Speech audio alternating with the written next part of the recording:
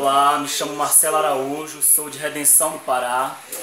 Quero nessa oportunidade convidá-los a estar dando uma olhada no nosso canal do YouTube, Marcelo Araújo 2016.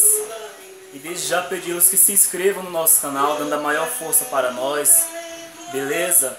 E a todos os meus amigos do Facebook que curtiram a nossa página, Marcelo Araújo do Pará, quero externar desde já a minha gratidão de todo o meu coração.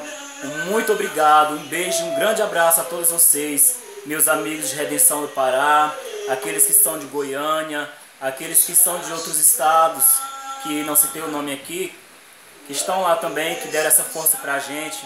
Que Deus possa abençoar de uma forma especial. Amém, queridos? E que nessa hora você possa estar nos dando essa força também.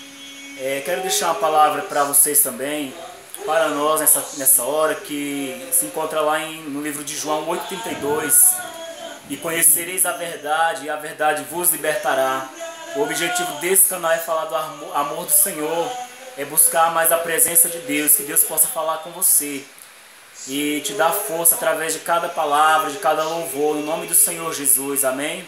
Desde já agradeço a todos de todo o meu coração, muito obrigado e um grande abraço a todos vocês de todo o meu coração.